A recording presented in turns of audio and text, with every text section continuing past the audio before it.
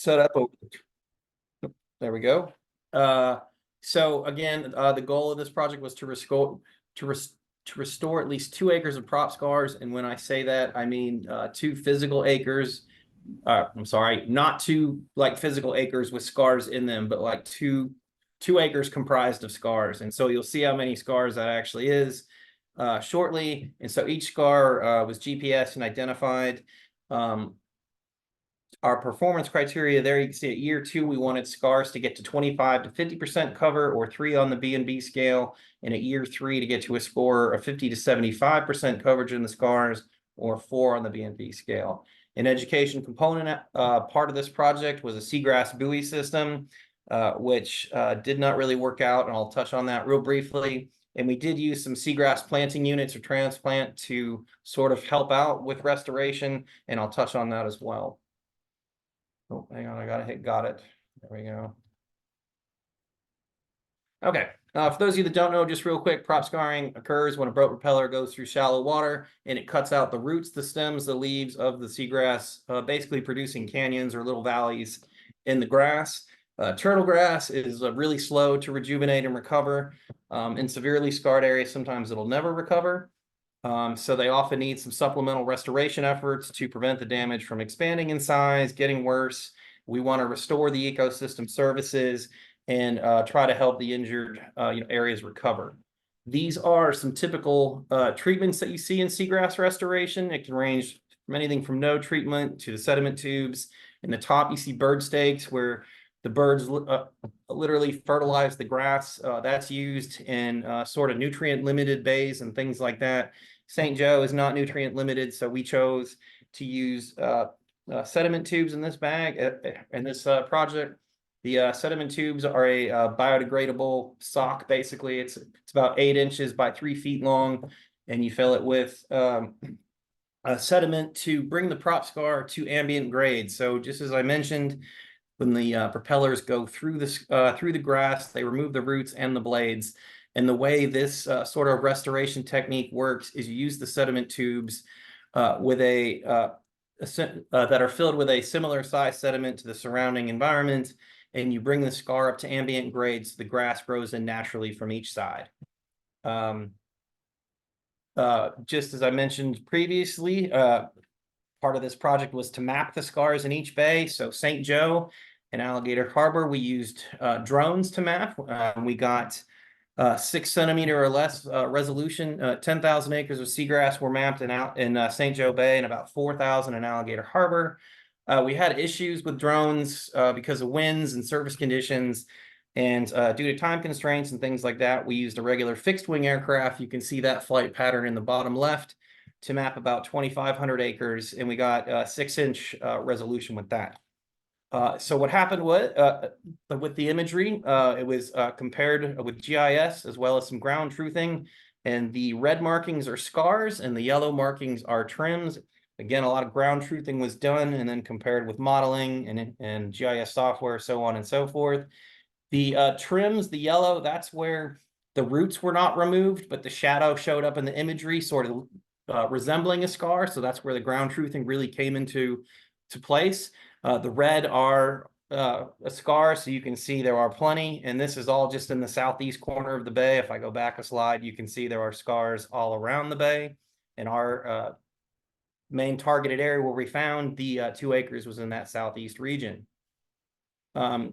The comparison chart for visual estimation was used to sort of grade each of these target areas to light, moderate, and severe scarring. Basically, we focused on areas that were moderate to severe to try to help some of these areas recover faster. There's a lot of information on this page.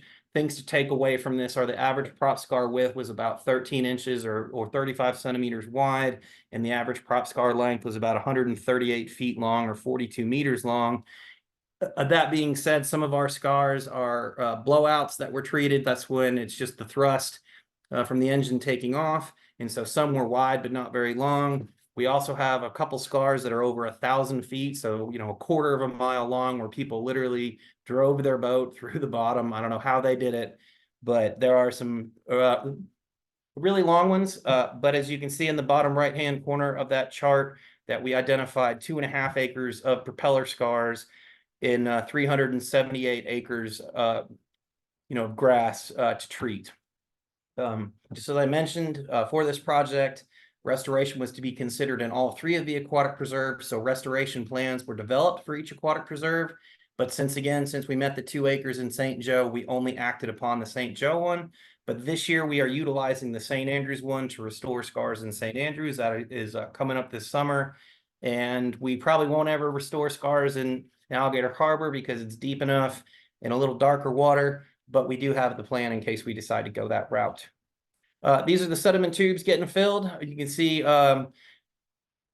the sand getting dumped in, and basically they were loaded on a barge each day. We left them laying out in the sun to keep them dry, so the sediment tubes didn't start breaking down or getting molding to jeopardize how long it takes for them to break down. It's about 4 to 6 months, typically, sometimes a little longer.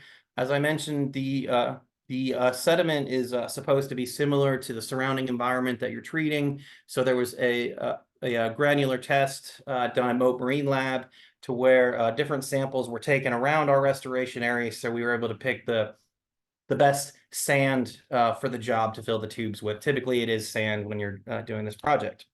So each day they would load up the barge. They would move it to targeted areas where our main contractors would mark the beginning and end of scars with those PVC tubes, and our contractors would lay the tubes in. And it was my team's responsibility to observe that they were following best management practices, that the installation was going correctly, which means they were installing the tubes to reach ambient level so they weren't too high or too low. And I'll show you what that means in a moment.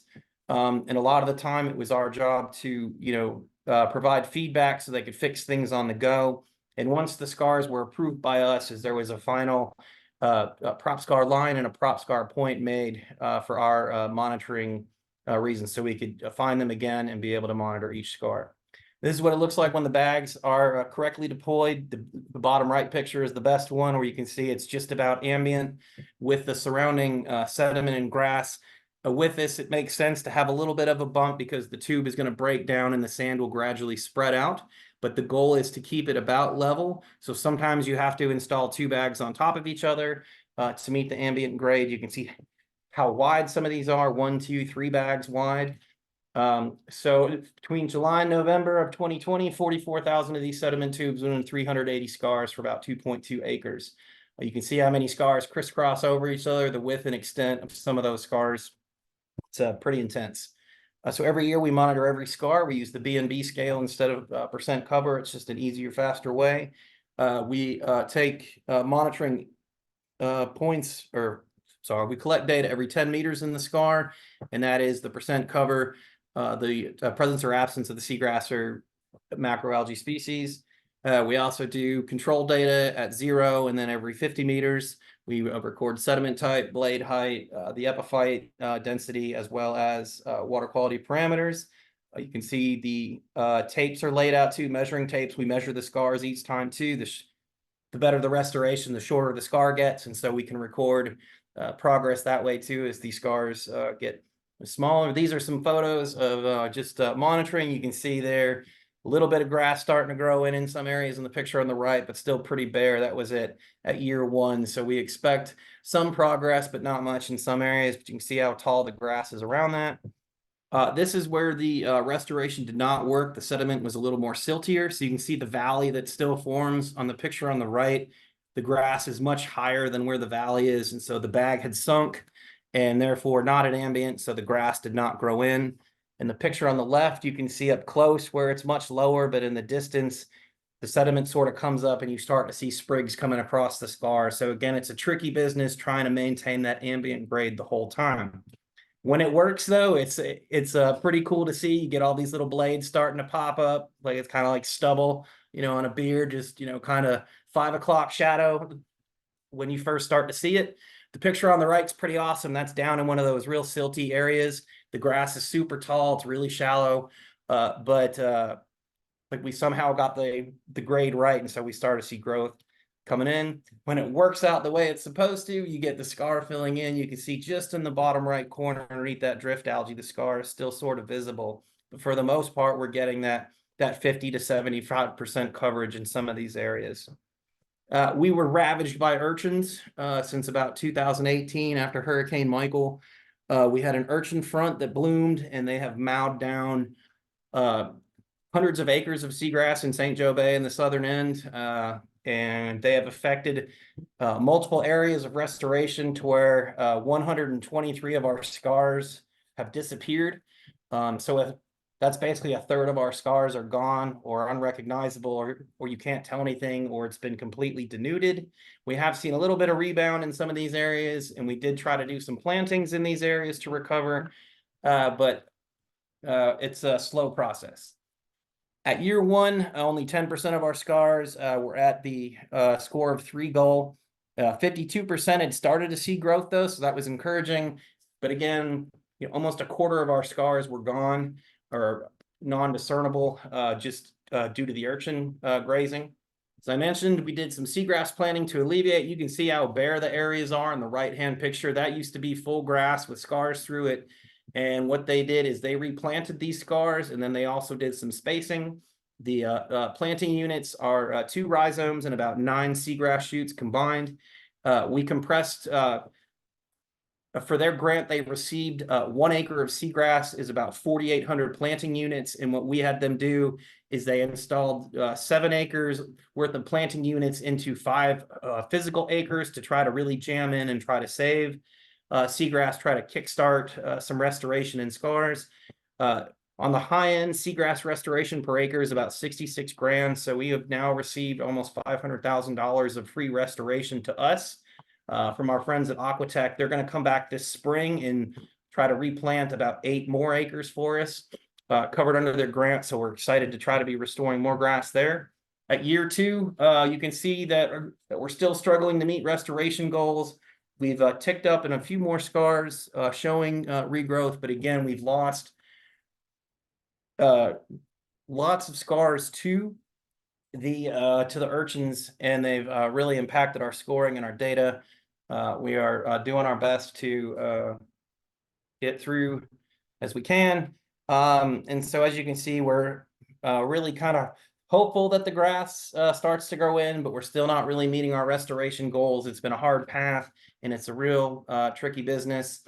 The seagrass buoy system, as you can see here, we installed this prior to Hurricane Michael. It was not to keep people out, but to warn people of where shallow seagrass areas were and to help them maintain safe boating within deep water channels. Well, between careless boaters and Hurricane Michael, we had damaged poles and buoys, and to where it was just getting too expensive to try to replace this, and so we had to remove it and refocus on other outreach efforts by increasing signage around the bay, by updating signage around the bay. And we've also done 6 sea urchin roundups where we've relocated almost 50,000 urchins to different parts of the bay to try to relieve some grazing pressure in some of these heavily impacted areas. Whether or not that's been helpful, we can't say, but it's a great way to involve the public to where they're part of a restoration effort. They can see the damage that's done in person, and they can understand the importance of seagrass habitat and be out there with us doing the work. So it's been a great opportunity. We've actually partnered with FWC.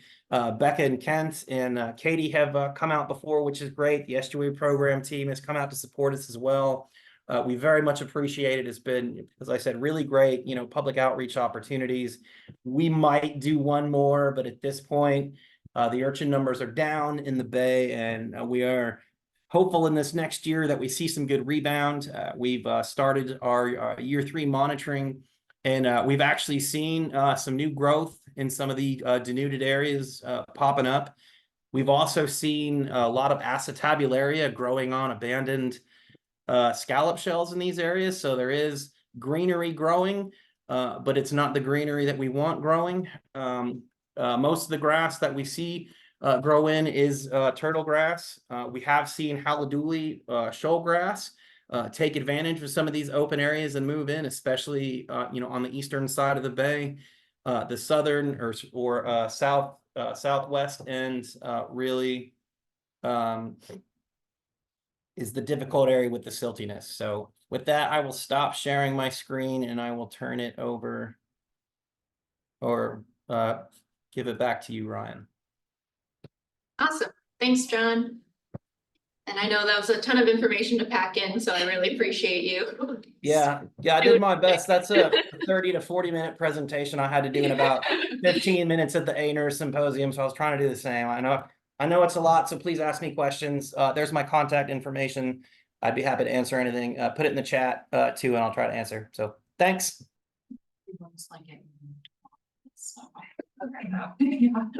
I will pull up your front directly from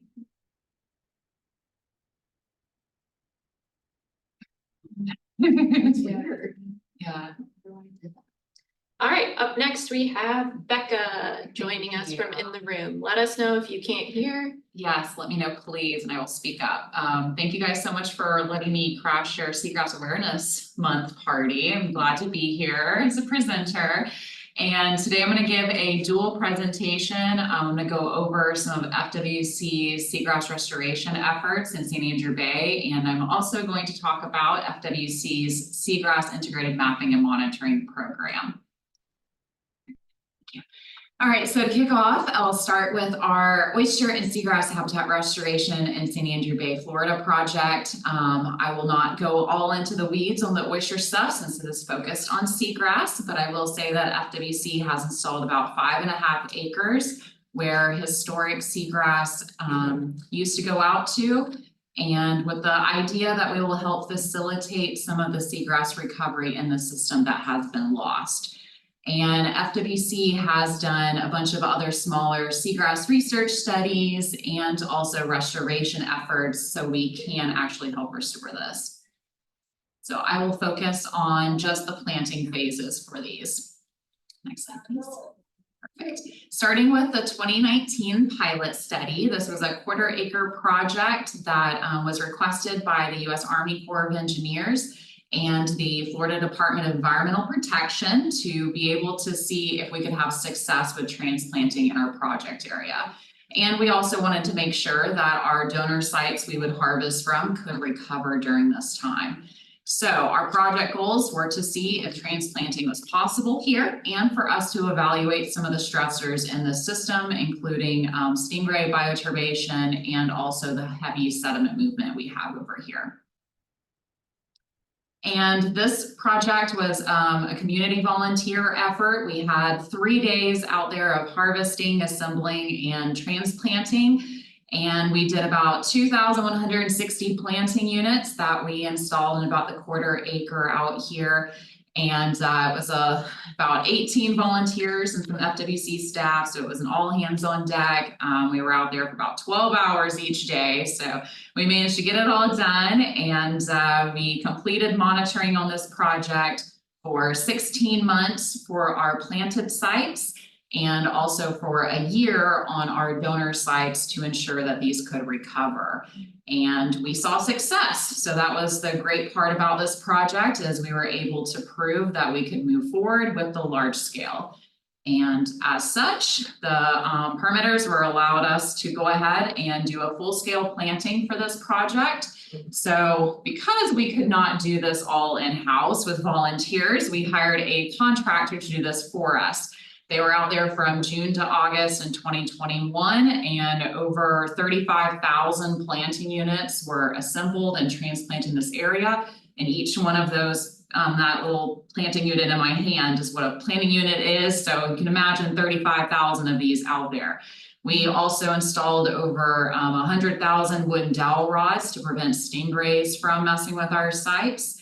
And we transplanted this in what we call as a checkerboard planting design. And it is exactly what you think of it as, what a checkerboard looks like. So there is planted areas where the seagrass can grow together and then expand into the open areas within it.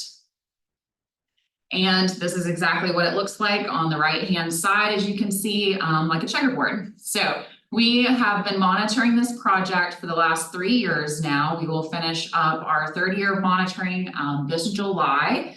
And at least for what's required on the permits, if we decide to go back out here, we'll just be extra. But we are looking at a whole suite of metrics: percent frequency, planting unit survival, sediment changes in the area. And we will also add seagrass shoot density counts to this project.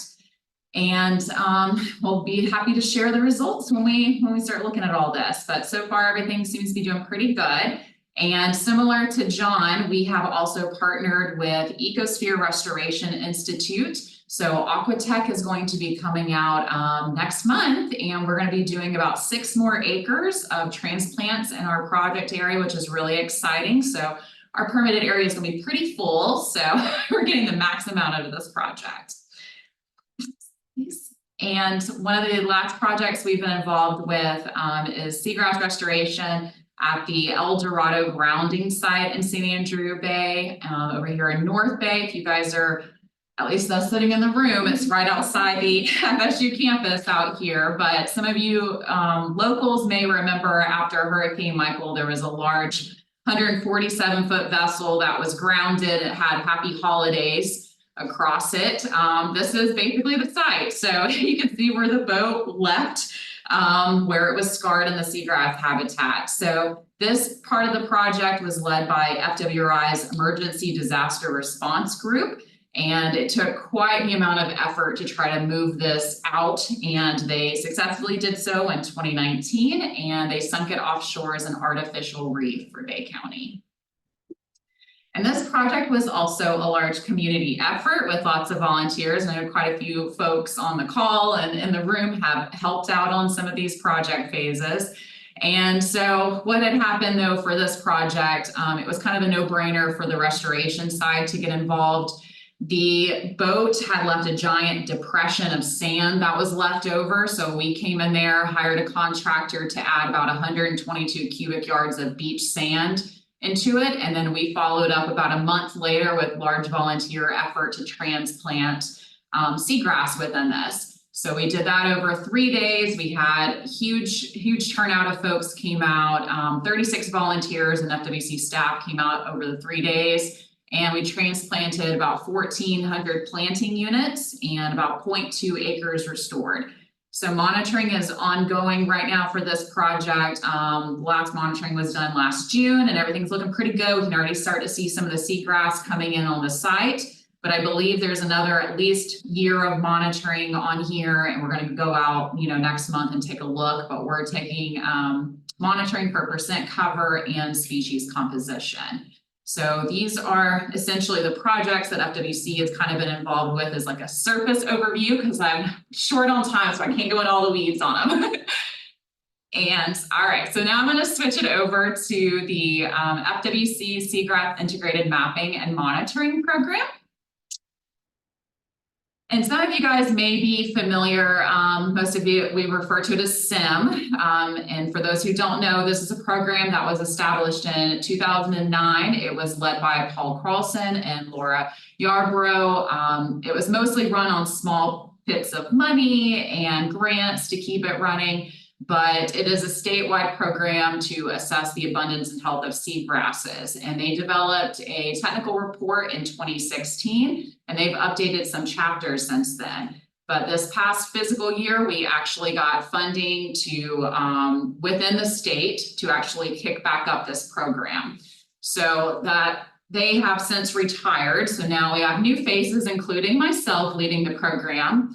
And for those who are unfamiliar with some of the SIM objectives, it is to basically connect with all the partners, aggregate and analyze and summarize data from these partners. We need to write and publish and present regional and statewide status and trends for seagrass, identify and lead proposal efforts to map and or monitor and data poor locations for those data gaps. And a couple new SIM objectives that was not there before, which I'm pretty excited about, is a little bit of restoration involved in this. And essentially, we can conduct site assessments and monitoring of past and future restoration projects. And we also get to help develop FWC's guidelines for best management practices to use for nursery stock and seagrass restoration.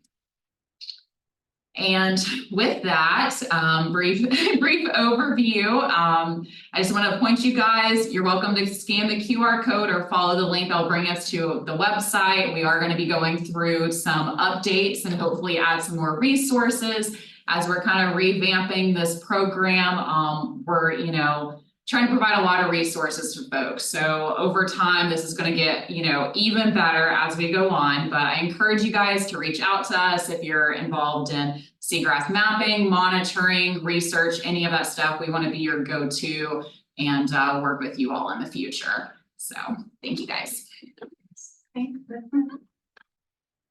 All right. Go ahead and share your screen. You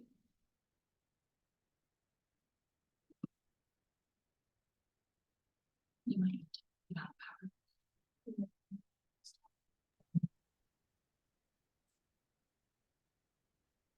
Oh, sorry. Here.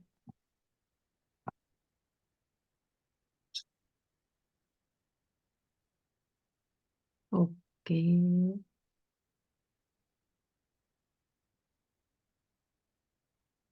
Can you see now the slide? Now it's good. Good. Okay, so I'm going to continue with the seagrass restoration, but here we explore why is seagrass not recolonizing in an area that it's within a meadow. So it's not that all the area is bare. And also trying some passive restoration techniques, so we don't need to use transplants. This area is in San Andrew Bay, but in the East Bay. And as you can see, these bare patches were identified as the possible seagrass restoration area. And this project was funded by the Bay County, and it's a collaboration between the Nature Conservancy. Katie will talk a bit more after me about the big project, Jacobs Engineering, and the University of Florida, where I work. The goal was to restore 5 acres of seagrass. And the role of the University of Florida was to identify which processes are preventing seagrass colonization to inform the restoration, and also try some passive restoration techniques. So well, you all know where is San Andrew Bay. Our field site is this black circle here. And if we look into past images, we see that this area was bare. We don't know exactly why. Like maybe it was a depositional event. Maybe it was due to humans, or maybe it was natural. We don't know for sure. But we know that it has been closing, but not completely. When we look into the interface between seagrass and the bare area, we find this like gradual loss of seagrass cover and a lot of bioturbation. We found like horseshoe crabs, a lot of ray pits with uprooted seagrass, and many also shrimps, which are food for rays. So the idea that we had is that the stingrays are eating all these shrimps that grow in this bare area. So it's like a feedback of just a lot of animals messing around. And in contrast, in the area with dense seagrass, we don't find all these bioturbation effects. We did a preliminary survey of where we find the shrimps. That is what attracts the stingrays, and we found a lot in the bare area in comparison to the dense seagrass. So the hypothesis basically was that we have bare sediment. Ghost shrimps prefer bare sediment because they don't have the interference of the roots and the rhizomes to do their burrowing activity. And then stingrays feed on these shrimps and other benthos.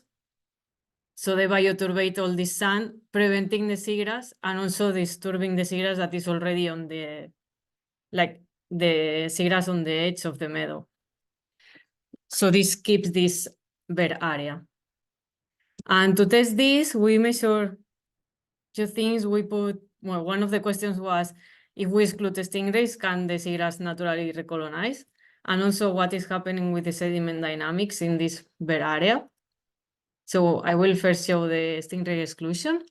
We did put bamboo stakes in, similar to what Becca explained for the West Bay. We used a setup like a closure only with bamboos in the perimeter, and then a grid. So this is a top view. And we did a line of exclosures in the bare sand and also in the edge of the seagrass to see if it could expand. And we did this in 2 sides of these bare areas. This is how they look in the field. So we had the control with nothing, the perimeter and the grid. And then we counted the seagrass growth in a grid cell. So we didn't count the specific shoots, but how many squares on the grid had seagrass. The results is that the disclosure worked well for stingrays. This was expected. And then we saw that floating fragments of halodule and rupia were establishing within the disclosures.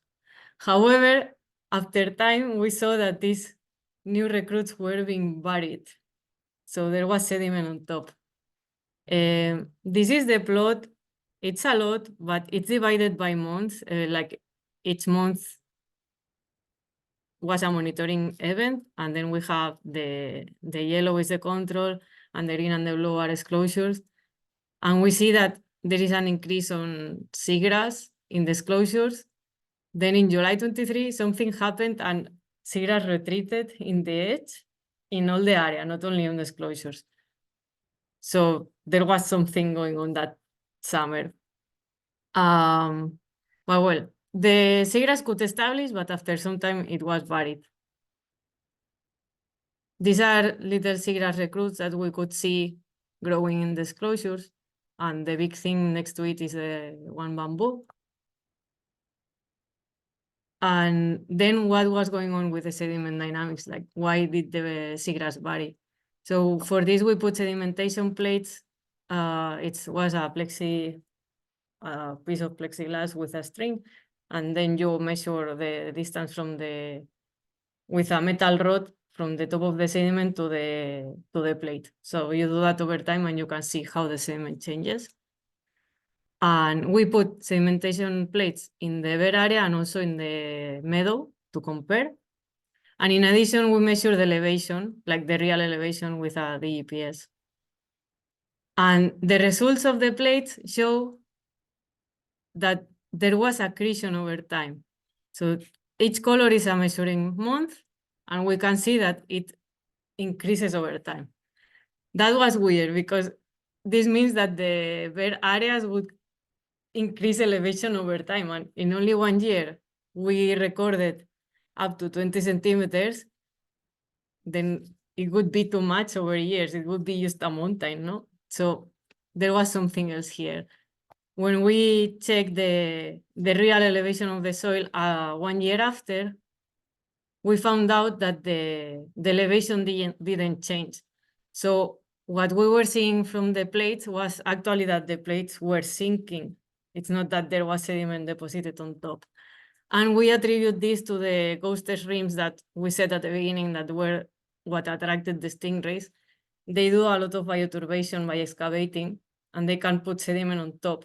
So we assume that the plates are sinking because of this sediment that is being on top. And this doesn't happen in the plates that were inside the meadow.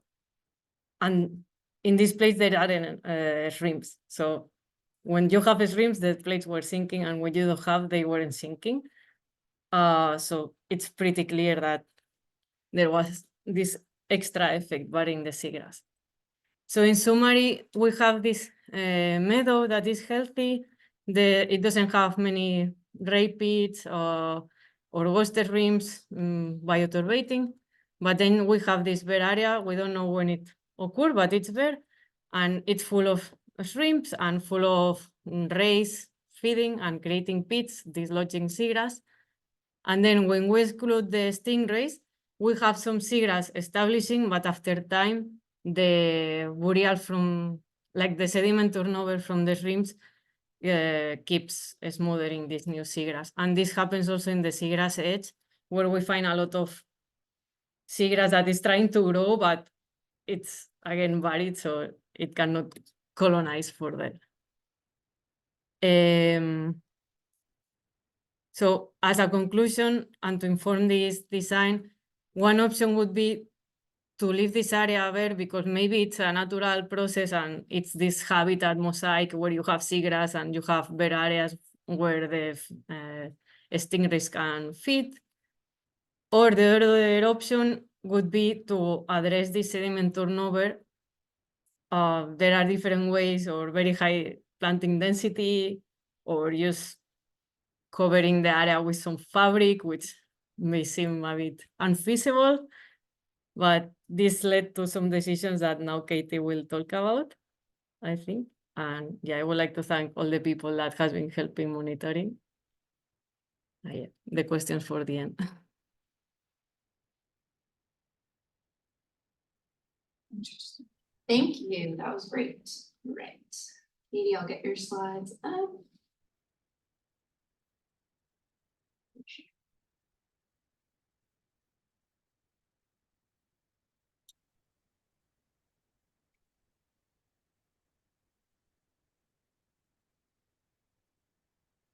Thanks, Ryan. Can y'all hear me? Yes. Yes. Okay, great. And thanks to Becca for that great overview of her research. Ryan, you can go ahead and go to the second slide. So I expect that probably all of you have seen some version of this slide at some point over the last 4 years, but I wanted to provide a little bit of a larger context, scale this up a little bit for the work that Becca just talked about and some more seagrass work that's forthcoming. There's kind of this broader context of 4 major nature-based solution projects that are currently funded and TNC is leading for the planning and design phase. So this is a large effort. It involves multiple partners, U.S. Air Force. Jacobs is doing our engineering, modeling, and design work. University of Florida, who you just heard from, Becca and her colleagues are largely addressing some really cool research questions. They're also working on project monitoring. And the U.S. Naval Research Laboratory, who is also bringing some key technologies to the monitoring effort and doing some survey and modeling work. So 3 of the projects are currently funded by the Readiness and Environmental Integration Program, or REPI. And if you click forward a few times there, Ryan, these are the living shoreline, 1,000 linear feet, a 1,500 linear feet oyster reef breakwater, and a 3,500 linear foot submerged shoreline stabilization project, which might be one more click forward, Ryan. So all of these projects are targeting the same desired outcomes. We're looking to provide some wave attenuation for Tyndall, help mitigate shoreline erosion, provide habitat where we can, and of course, protect and enhance adjacent, in many cases, salt marsh habitat, but also in other adjacent seagrass habitat. All right, next slide, please. Actually go back one, sorry, I missed one thing I did want to mention was a 4th nature-based solution that you don't see here on the slide is the one that Becca just talked about, and that is the one funded by Bay County Restore Act via a subaward to the Nature Conservancy. It has 2 anticipated metrics. One is, I apologize, the text is cut off there, but 5 acres of seagrass enhancements and a 1/4 linear mile of shoreline protection as well. So what the arrow is pointing to is the site that Becca just talked about. This was the initially proposed location for the project in East Bay. It's directly north of Tyndall's base munitions storage area. So looking at protecting a key asset there. And really the idea and the reason we started looking at that area was it was devoid of submerged aquatic vegetation to begin with. And we noticed that that seemed a little odd within a larger complex of seagrass habitat. So then on the next slide is the same time series that Becca shared. This site has persisted. It's been sandy littoral habitat since 1953, which is the earliest image we could locate. Seagrass has naturally expanded into and colonized some of these bare areas. I think you can see that probably most well in the image on the top right, 1999. But as you just heard, what we were hoping to do was really confirm suitability of this site for seagrass enhancements before we moved forward. And so UF deployed those series of experiments. We know now that ghost shrimp and stingray are actively utilizing the site. Associated with that, there's quite a bit of sediment turnover. And then the experimental deployment of seagrass mimics also resulted in complete burial. So that research was really instrumental. All of this indicated fairly low chances of success if we wanted to move forward with seagrass transplantation to recover this bare area. Next slide. And so where we are now is that the Nature Conservancy has proposed that instead of the location shown here, click once more there, Ryan, TNC is basically proposing that we integrate seagrass habitat enhancement work with the installation of the submerged shoreline stabilization structures on the south side of the base at Buck Beach in St. Andrews Sound. So this would be in lieu of the East Bay location. Move forward one more and get a little bit of a sense of the submerged shoreline stabilization site. This is on the Gulf side. It's directly south of the drone runway. So again, this project has been sited specifically to protect a key asset. But as you can see in the image here, it's directly across from the inlet. There's intense wave climates, very high salinities.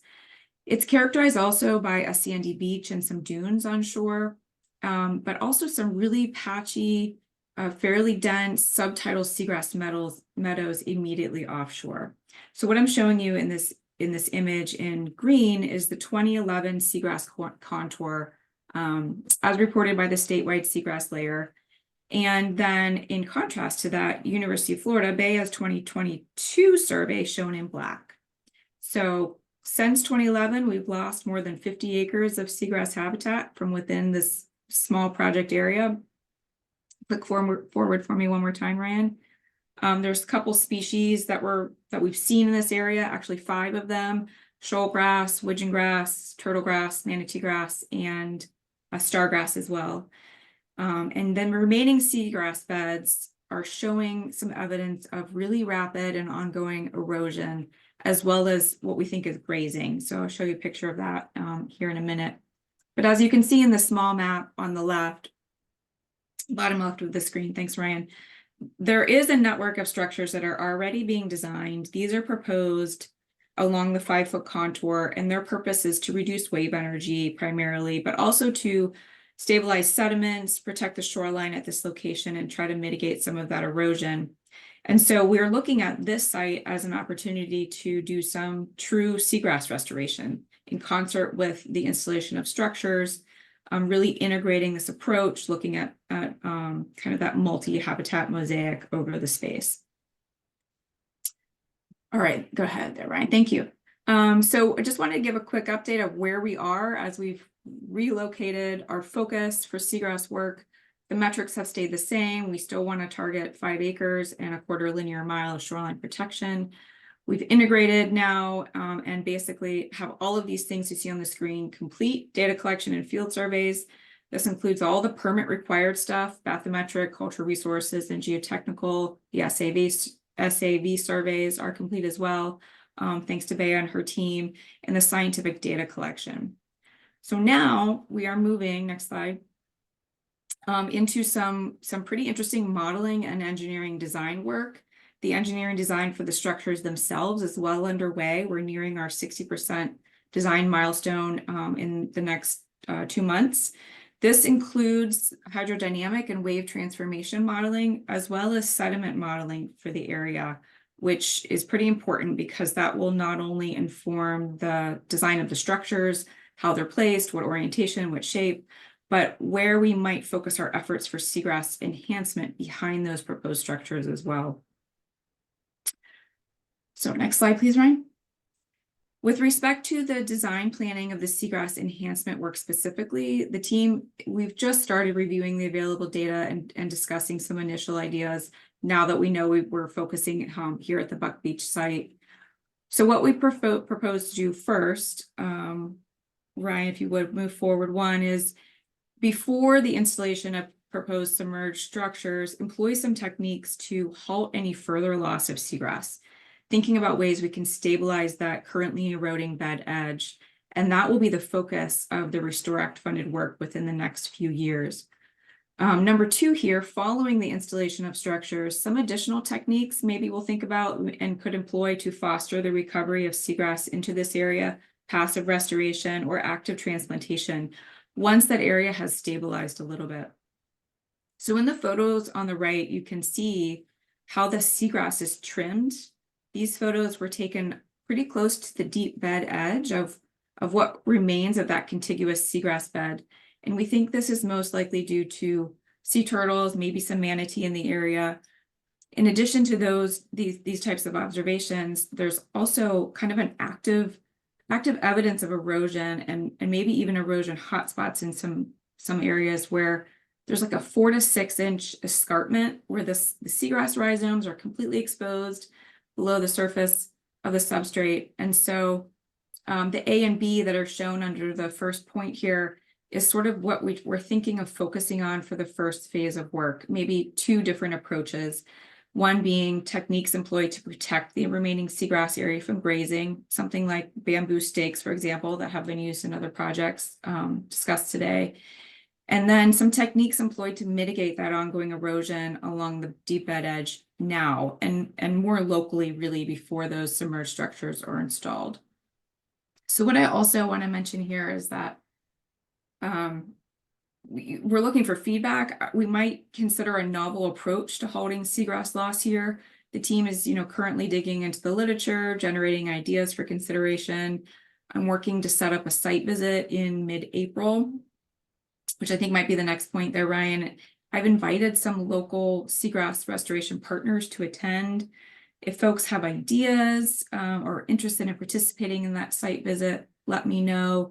What our idea is to go out and look at the site, get some feedback from folks who have worked in the system, demonstrate how our team is actively monitoring the site and the currently proposed alternatives that are on the table for addressing seagrass erosion. So as I said, we've got quite a bit of high energy, wave energy, very salty, and a lot of sediment moving through the area. So folks are interested, feel free to get in touch with me. And I think there might be one more slide there, Ryan. Maybe not. Okay. Yeah, I think that's it. So much credit goes to all the partners and funding entities listed here. As I said, we're in the early design phases. We have good justification for moving the project. We feel that we do that is sort of pending approval at this point, but in the meantime, we're moving forward with design ideas, and I appreciate the time here today. Thanks, Ryan. Thanks, Katie. Sorry about the slides being messed up. They looked fine earlier. I think it's the projection. Yeah.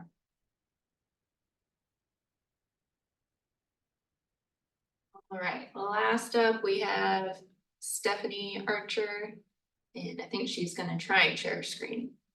Yeah. Let me get the slideshow started. Maybe I can do that first. Maybe not. Let's see. Let's share that, and then I'll try to start it. Can you guys see the slideshow part Yes. now? Yep, it looks great. All right, so thanks for having me talk to you guys today. I'm going to talk to you guys about a project that we've got going on looking at multiple stressors in these seagrass ecosystems. So I'm going to introduce our team because we're new to this area.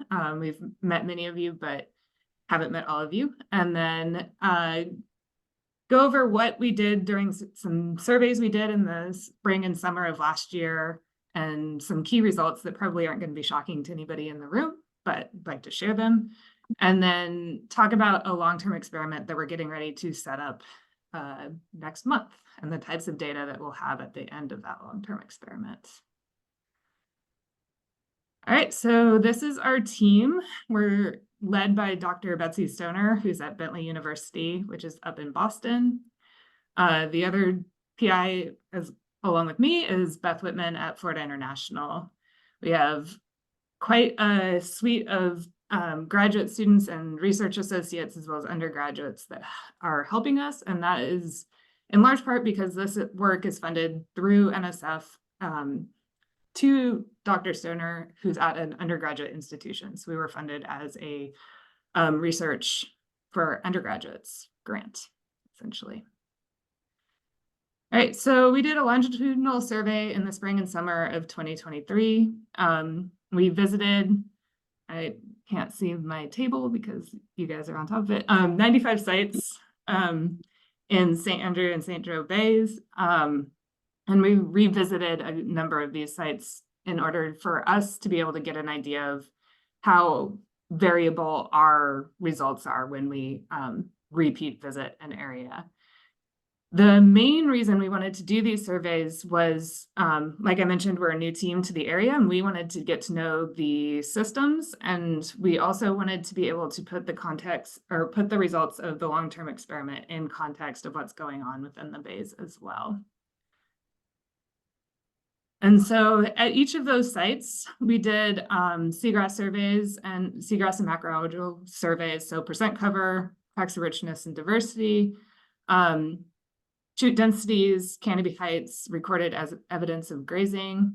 We also did transects for urchins and got counts and size distributions of those urchins, and did a transect to assess propeller scars counts and got the dimensions of those propeller scars as well. And so just quick results, which again, I don't expect to be groundbreaking here. St. Andrew Bay and St. Joe Bay had the highest percent cover of seagrasses, while St. Andrew Bay was the most diverse. We saw the most species within that bay, portion of the bay. We also collected at a subset of those sites seagrass and looked at the nutrient composition of that seagrass. And I think the most surprising thing to me here was that the seagrasses in West Bay actually came out as lower in nutrient content than the other sites. I will mention that we had much fewer samples from West Bay, so that might just be kind of a fluke result. Urchins, unsurprisingly, we saw a lot more urchins in St. Joe Bay, although I did want to point out that we did not see 0 urchins in St. Andrew Bay. We did see some urchins, and those were largely clumped at maybe 3 or 4 sites that we encountered them in St. Andrew Bay. All right, so one thing that we've added on to the survey data is one of my technicians has gathered satellite imagery from within 6 months of when we surveyed, and all sites that she's able to clearly see the bottom. I know you can't see it in this photo, it's really dark, sorry about that. Promise you can actually clearly see the bottom. She quantified all of the seagrass scars, propeller scars within a 200-meter radius of our sampling points.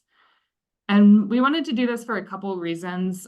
We wanted to ground truth our transect data and see how well those transects did at quantifying propeller scars. And then we also wanted to look at more of a landscape scale. So most of the literature that we were able to find really looks at how propeller scars impact seagrass within the scar or immediately adjacent to it. And we're interested in more in that, how are scars at the landscape scale impacting different seagrass characteristics. So you're looking at the number of propeller scars per meter squared.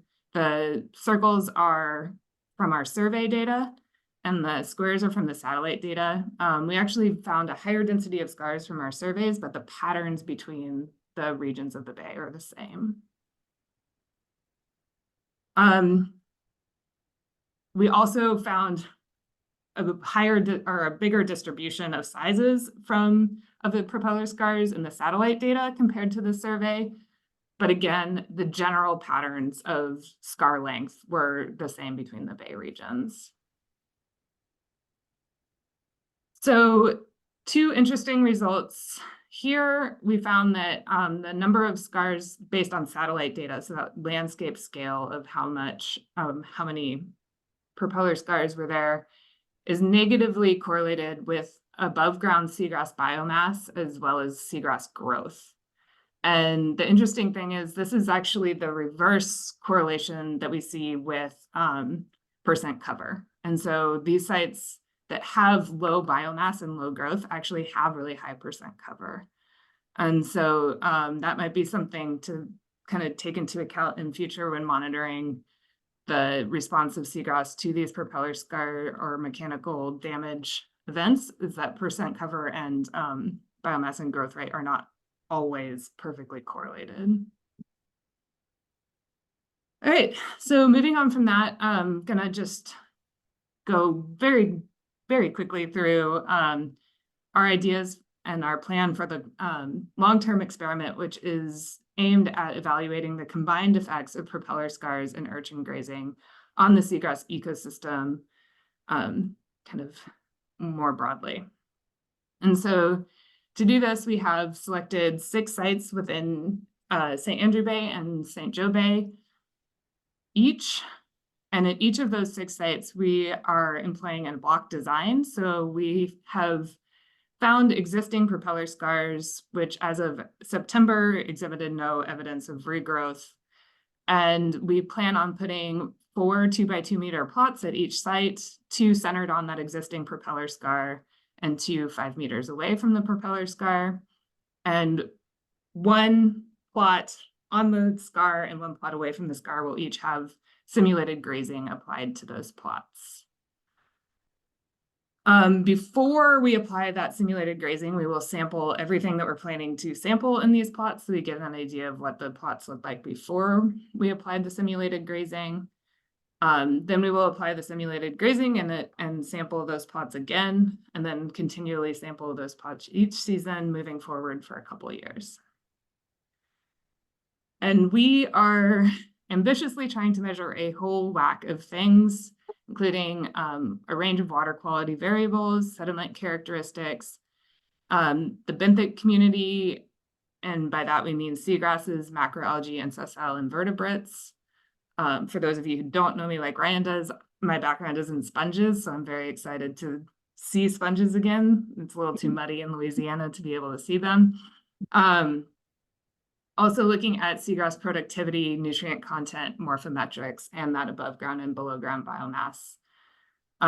We will also look at epifaunal invertebrate community composition, richness, biomass, as well as getting some stable isotope data to look at food web structure.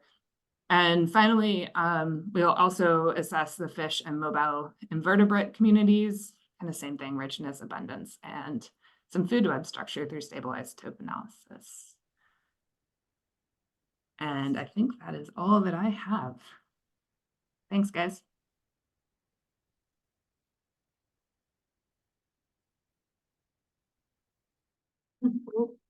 All right, hooray for all of the presentations. Thank everyone for powering through. I know that was a lot, and I will open it up to questions. So if you have a burning question, feel free to raise your hand. There's a lot of activity in the chat, so be there as well. And whatever we don't get through today, we will make sure we share contact with everyone. If you want to follow up or email through me, we'll get the questions answered. So any burning questions? I'll start here in the room first. If you have one question you want to throw out, Mark. Does grazing inevitably lead to mortality? But necessarily. Anyone want to take that? Not necessarily. Sea turtle and manatee grazing, they don't eat it down to the rhizome. They tend to leave blades of grass, so there is a chance for recovery. The urchin grazing, however, they do end up eating the rhizome, and so recovery is far more minimal to non-existent if they remove the, all of it. So it's more of if that rhizome structure stays intact. But as has been shown in some of the other presentations, it seems like we're all struggling with sedimentation issues and maintaining sort of like a level grade with the adjacent communities. So when you have that grazing and things get buried or seemingly buried, it may be a combination of factors and not just like one. And so it's kind of like with everything, there's always more than one culprit or more than one thing that influences recovery. But yeah, I just answered that in a really long way. I'll just add on to John's answer that urchin grazing can kind of be thought of in 2 separate ways. You kind of have urchins in a normal state and urchins in the front population boom stage. And in the normal state, they will often prefer actually like seagrass rock and they won't rip up the rhizomes and everything. But once they get to that population bloom state and they're creating a big front, that's when they can cause the problems. Seagrass rock is. But it's nothing on the shore. So Katie, was there evidence of grazing in other parts of St. Andrews Sound? Rather than just in that, off of that beach? I might ask Bea to help weigh in on that one too. Yeah, she's got her hand raised up. She surveyed quite a wide extent there. I haven't, Mark, but maybe folks like John and others want to weigh in on that one too. Go ahead, Bea. Can you repeat? Sorry, I was taking notes.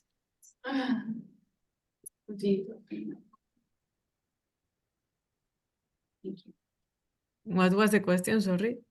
Oh, I was wondering if Katie had mentioned that there was some evidence of grazing right off of the beach that faces that opening between in St. Andrews Sound. So I was curious if there was grazing in other parts of St. Andrews Sound that would be noticeable and degrading to whatever other seagrass beds were there.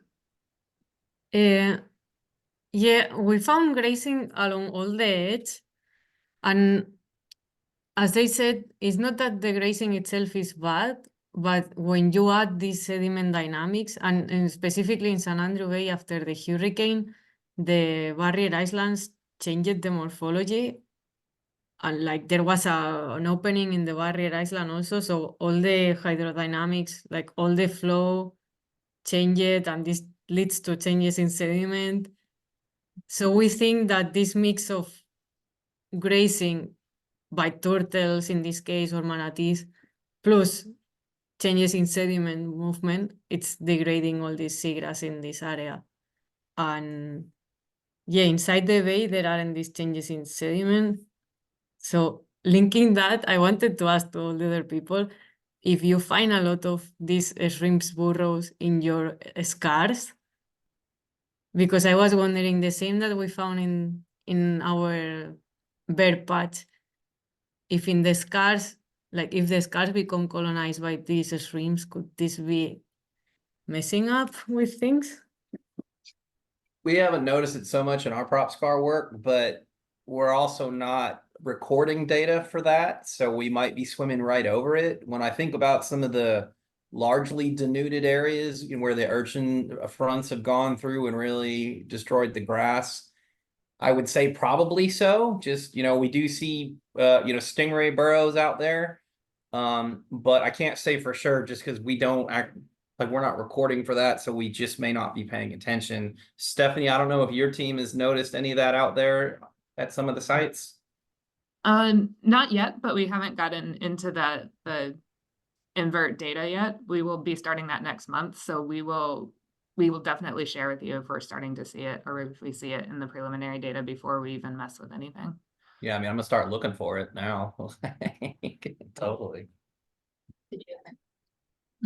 No, we haven't seen any.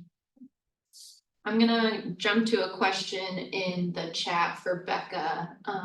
The question is, how did you produce planting units, salvage, lab, all halodouli? Salvage lab, sorry. And was it all halodouli? Yes, so basically is the question, how did we harvest and assemble planting units? Okay, yeah, so we did harvest only halodouli, though we will probably say there's probably a small amount of rupia mixed in with that within our donor sites, because we didn't want to discard of any seagrass that was out there, but it'd be a small percentage. Really, our assembly method includes a degradable metal sod staple that we attach. So what we do when we harvest the seagrass is we sift out all the sediment back into that depression, which allows that site then to recover. It's kind of similar to what John was saying. You're going to make sure that sediment elevation is, consistent, and then you can have that seagrass recover. So that's the same goal we're trying to do when we harvest. And when we do so, we take those roots and rhizomes and everything, and we essentially attach them to that staple, green up essentially all the roots and everything facing down, and we tie it lightly to a like a bread twist tie that's going to degrade. And the goal is when you put it in the sediment, the staple is essentially holding that plant underneath. That bread tie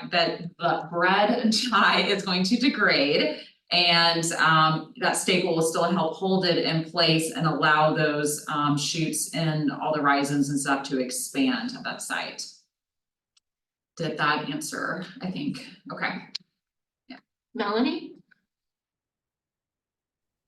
Yeah, I guess this is maybe a question for Katie about that Buck Beach area. You know, during the storm, the tip of Crooked Island East got totally blown out, and there was so much sediment that probably got pushed that way from both, not just that area of Crooked Island East, but you had a lot of our dunes blow out. And I'm wondering, I mean, I don't really know anything about seagrass, but could it have been just a lot of sedimentation collecting in that area, choking out the grass, perhaps? I know it's also a high use area in terms of people dragging kayaks and whatever in there. So I don't know. It was just a thought. I work at Tyndall, so I know that area fairly well. Yeah, Melanie, I Yes. had this thought on whether or not you guys almost like dug down into the area to see if it was completely smothered.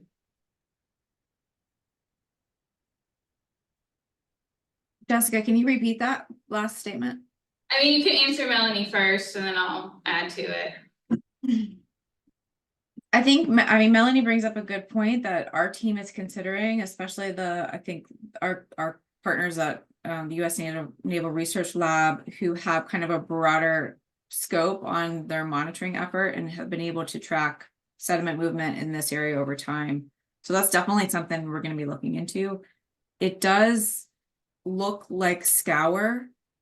And we're working on evaluating the bathymetry change over time in this more focalized area as well, to get a sense of like how much elevation have we lost relative to the aerial extent of seagrass loss. And so I think you bring up a good point. That's something we want to look into more. We haven't, Jessica, dug around or done any soil cores either. I think that's a great suggestion.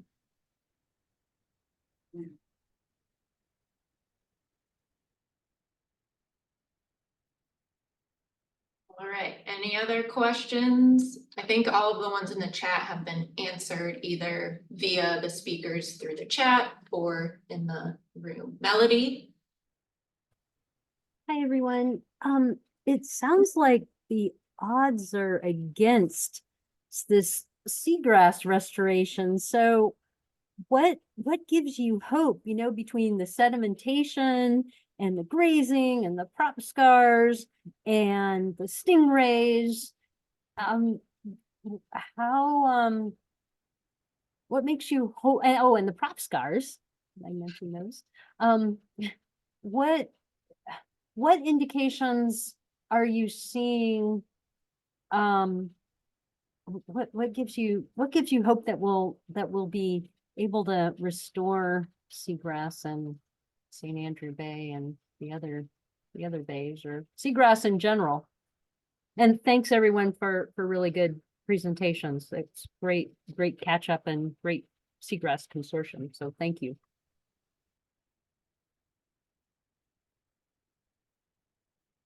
Bea? Yeah, I could go for this one. So I guess the hopes is that these seagrass restorations are focused on places that have been damaged by humans, or maybe in the case of San Andrew Bay, it was a hurricane.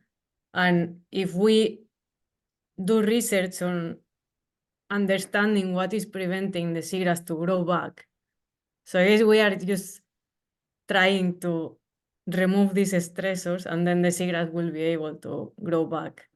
So I guess with all the restoration trials and experiments, you gain this information. So if there was seagrass before and now not, because there are these stressors and we found out which ones are, then in the future we will be able to restore them.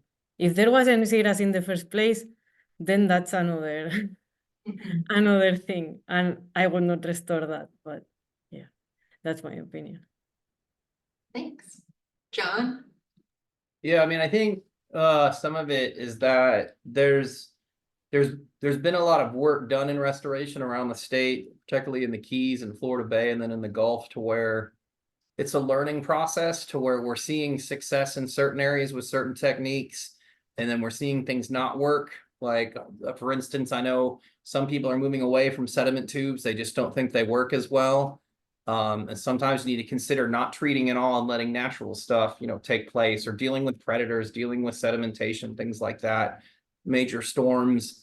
Climate change is also impacting stuff. I know we're really not supposed to talk about climate change, but we've been seeing greater wave energies and things like that, stronger winds and things like that. So things like scouring are getting, exacerbated by intensifying storm actions, especially along the coastal areas. And so the fact that we're seeing recovery in some of these techniques and continuing to see it work in certain areas, I think it's going to lead to more targeted approaches in the future.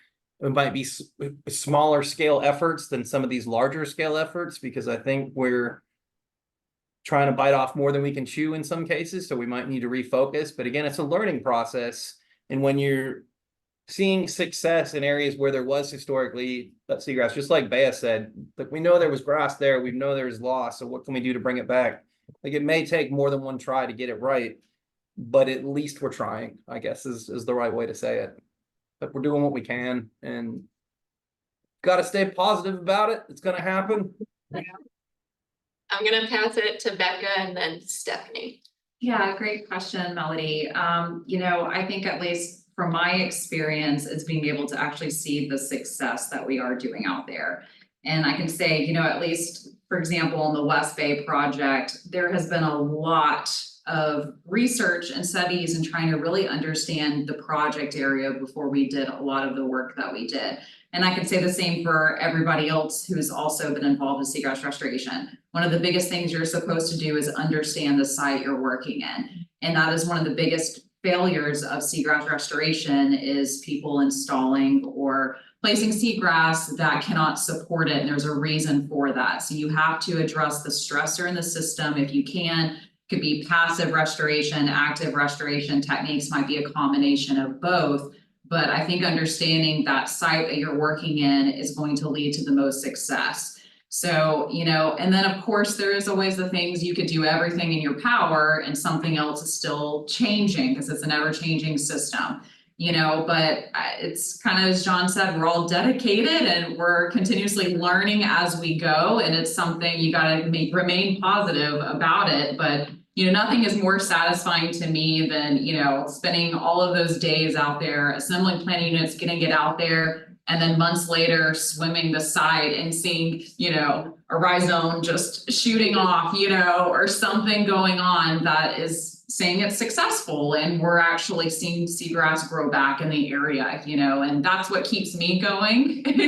Even though literature will say it has about a 30% chance of success for restoration, but there has been plenty of case studies where that's not the case. And, I think as we all learn, it's, anything's possible for this. Stephanie? Yeah, so I'm not gonna talk too long, but I think one thing that's come up a couple times is this idea of the stressors and multiple stressors, and some are more easily managed than others, but we need to understand kind of how they interactively impact the seagrass. And there's a lot of research going on, not only in these two bays, but around the world, really, on those multiple stressors and the identifying management points where you can come in and change a stressor that will have kind of a knock-on effect down the road and reduce kind of the overall stress to the populations for the other stressors that aren't as easily managed. And so I think the thing that gives me hope is the dedication of people and the amount of research going on, and the fact that we've solved more difficult problems in restoration in a lot of areas, really, I think. Katie, do you want to add anything? I agree. I think that there is hope. Becca brought up kind of that statistical 30% chances of success, but we're learning so much more as we go. I also think that this isn't the time to kind of throw up our hands. We're losing seagrass at a rate faster than we have in the past. And as we learn more and as a collective dedicate more resources to research and restoration, I think these kind of forums are important for sharing what we know, sharing the questions we're still all asking, you know, kind of banging our head against those same site suitability questions. But especially in the embayments, like the project that Becca's working on in West Bay, chances I think are pretty good that in areas where we've had seagrass, we can work to recover it. All right, I think I saw Gina's hand first and then, yeah. Yeah, I'm taking myself off mute, but I'm gonna keep the video off. Everyone can hear me. Yeah, so this was a very interesting talk. I think this is the most I've heard about seagrass research, so thank you, everybody. And it's Melanie, I think that's her name. Melody. Melody brought up a good question. Like, I mean, that's a kind of practical question you ask when there's a lot of stressors. Well, you know, what's the point of restoring, or is it even, how practical is it given the cost or the challenges, etc.? So loved everybody's answers. Yeah, that's great. You know, keep doing research and all that to try to figure out how we can combat these stressors. But it made me, that whole conversation made me think about like the hurricane. You know, when a hurricane happens and it changes the geography, for lack of better words, in a permanent way, we often see the losses, but we don't really see the gains much. And I think it's because we don't really have that space for that natural change because of development. So I'm really curious, have we, I guess Hurricane Michael is an example, when the lay of the land changed, did we have all of a sudden areas that maybe they weren't so suitable habitat for seagrass, but now it is, and maybe we can use that and maybe adjust it or use it in a way to mitigate for seagrass loss in other areas? It's just an idea. There's no right or wrong answer. Thanks. I'll jump to Becca to make sure we get her question in, and then we can have the panelists answer. Yeah, well, I wanted to add something more, that all these stressors, many of them, especially with animals, happen when there isn't seagrass, but when you restore the seagrass and it becomes a meadow, these stressors are not a problem anymore. So it's not that they are going to be a problem forever. So if you arrive to this point that you restore the meadow, like the stingrays, for example, won't be a problem anymore because they don't feed, like they prefer bare areas to feed than in the thick rhizomes. And regarding this thing of the hurricane, I agree that it creates new areas, but with this coastal squeeze that we have everywhere, it's hard. For example, in the San Andrew Bay, probably now there are now some areas that are more elevated, and probably in years it will be feasible to have seagrass there, but seagrass grows so slowly that's when sometimes restoration enter to try to make this process a bit faster, because we are losing seagrass at a very high rate. So this new area that may be feasible would need a bit of like a kick to grow faster. Would any of the other panelists like to comment on Gina's question? I just want to make sure I kind of understand, Gina. Was the question, as you know, climate change is changing our habitats essentially, and what areas species can recruit to? Are we considering those new areas for restoration? Is that kind of the general question you're asking? That we haven't before? Yes, but when you say the word restoration, I guess it wouldn't really be called restoration because we're not restoring prior habitat, right? We're really creating habitat that is now suitable if we were to modify it a little bit further. Okay. Yeah, I just want to make sure. Yeah. I think it's yes and no, it depends on the site. You know, considering sea level rise, you think about subtidal oyster reefs one day might be deep reefs of some kind of structure. You think of intertidal oyster reefs might turn into subtidal oyster reefs at some point. You know, a lot of the goal, I think we're considering those for moving into the future. But if you can at least restore the habitat as of right now, as natural as it can be, whatever that natural process is gonna be, that's gonna come in behind it can take place. So thinking about keeping salt marsh there along the shoreline. Sea level is gonna rise, eventually having land available so it can migrate. And seagrass will also start to migrate to where salt marsh was previously too. So I think it's kind of a big thing of just protecting some of those coastal areas to ensure that those habitats can migrate successfully. And us just try to do the best we can in the meantime. But I think it is a question, you know, a lot of us are considering with site suitability. You know, but a lot of water quality testing, you know, we might could essentially say seagrass could grow here, but if it's too fresh, we still can't plant anything there, even if a storm comes. But it's understanding all of your site conditions over history and being able to still think about that for the future is kind of what I think a lot of us are doing. Yeah, thanks all for that. Yeah, I definitely my mind is definitely like, oh, the more natural, the better for sure. So, I mean, I don't like the idea of having to modify other natural areas to mitigate for loss because we can't accommodate it because of development. But I mean, those are the challenges that we face. So it's, you know, probably more of a conversation in the future. All right. Well, it is 2:31 and that is the end of our time. So thank you again for all of our speakers. We really appreciate it. I think we all learned a lot. And again, thank you so much for taking your time. Katie dropped a great resource in the chat, roadblocks to seagrass recovery, that might be helpful. There's also reports on the state of seagrasses after Hurricane Michael as well, that you can access from the SIM website as well, and we can send that out.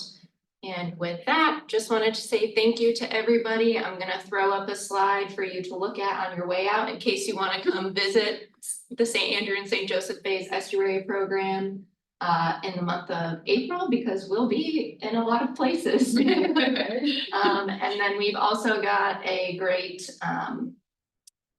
volunteer network email list started, so please sign up for that.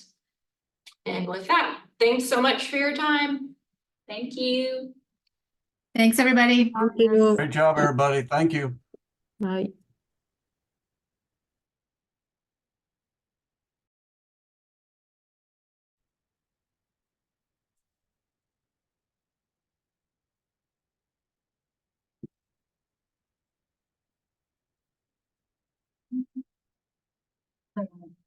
April 6th,